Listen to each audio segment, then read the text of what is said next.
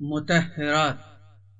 نماز اسلام کا وہ اہم ترین الہی فریضہ ہے جو دین کا ستون اور مکتب اسلام کی علامت ہے۔ پیغمبر کی آنکھوں کی ٹھنڈک ہے۔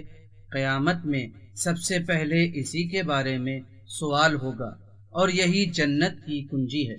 اس عظیم عبادت کی بجا آوری کے لیے ضروری ہے کہ ہم اپنی نورانی روح اور پاکیزہ جسم کے ساتھ خدا کی بارگاہ میں حاضر ہوں۔ روح کی طہارت وضو، غسل یا پھر تیمم کے ذریعے حاصل ہوتی ہے، جبکہ ظاہری اور جسمانی طہارت کے لیے اپنے بدن اور لباس کو نجاستوں سے پاک کرنا چاہیے۔ لہذا ہمیں مطہرات یعنی جو چیزیں نجاستوں کو پاک کرتی ہیں انہیں اچھی طرح پہچاننا چاہیے۔ مسلمان کا غائب ہونا۔ اگر کسی مسلمان کے پاس کوئی نجس چیز ہو اور اس بات کا احتمال ہو کہ اس نے اسے پاک کر لیا ہوگا تو پھر ایسی چیز سے بچنا ضروری نہیں ہے۔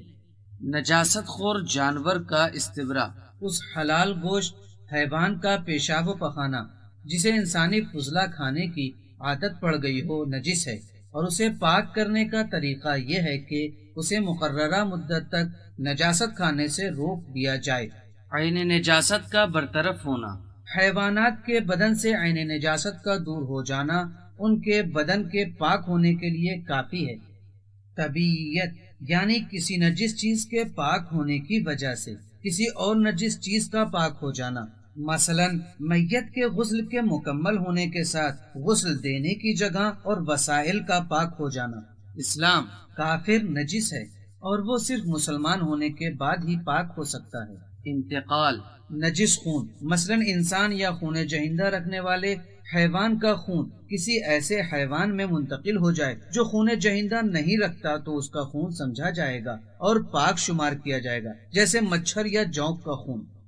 استحالہ یعنی نجس چیز کی جنس اور ماہیت کا بدل جانا، جیسے نجس لکڑی کا جل کر راکھ ہو جانا۔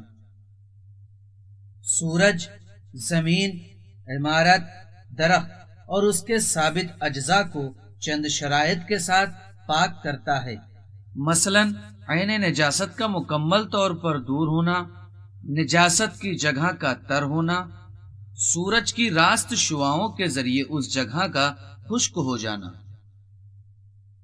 اگر تلوا یا جوتے کا تلہ راستہ چلنے میں نجس ہو گیا ہو تو عین نجاست کے زائل ہونے کے بعد پاک اور خشک زمین پر 15 قدم چلنے سے پاک ہو جاتا ہے۔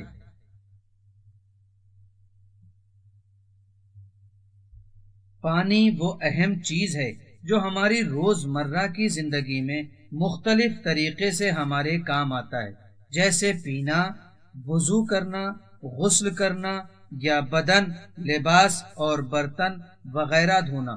لہذا اس کی قسموں اور احکام کو باقاعدہ جاننا ضروری ہے۔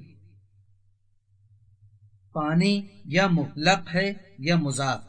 مضاف پانی اس پانی کو کہا جاتا ہے جو خالص نہ ہو، جیسے گلاب کا پانی یا جوس وغیرہ جو کسی پھل وغیرہ سے حاصل کیا جاتا ہے، یا اس میں شربت کی طرح کسی اور چیز کو اس طرح ملا دیا جائے کہ اسے خالص پانی نہ کہا جا سکے۔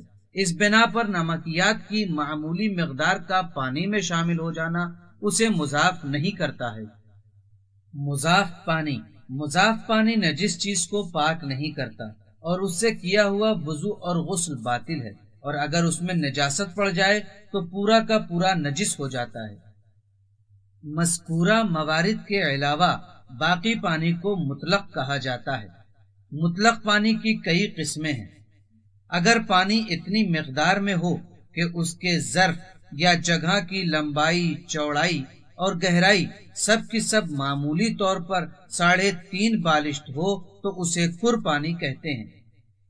کر کی خصوصیت یہ ہے کہ اگر اس میں عین نجاست مثلا خون وغیرہ گر جائے اور پانی کا رنگ، بو اور مزہ نہ بدلے تو وہ پانی نجس نہ ہوگا، اور اس سے دوسری نجس چیزوں کو بھی پاک کیا جا سکتا ہے۔ وہ پانی جو kur کی مقدار سے کم ہو اسے قلیل پانی کہا جاتا ہے، اور اگر اس میں کوئی نجاست گر جائے تو وہ پورا کا پورا نجس ہو جائے گا۔ البتہ اگر شرائط کے ساتھ، جیسا کہ بعد میں بیان ہوگا، قلیل پانی کو نجس چیز پر ڈالا جائے تو اسے پاک کر دے گا، لیکن اس نجس چیز سے جدا ہونے والا پانی نجس ہوگا۔ وہ پانی جو زمین سے ابلتا ہے اور جاری ہوتا ہے جاری پانی کہلاتا ہے، اور اس کا وہی حکم ہے جو kur پانی کا ہوتا ہے۔ کنویں کے پانی کا بھی یہی حکم ہے، یعنی اگر اس میں نجاست گر جائے تو نجاست کے گرنے سے اس کا رنگ، بو یا مزہ نہ بدلے تو کنویں کا پانی پاک ہے۔ مطلق پانی کی ایک اور قسم بارش کا پانی ہے۔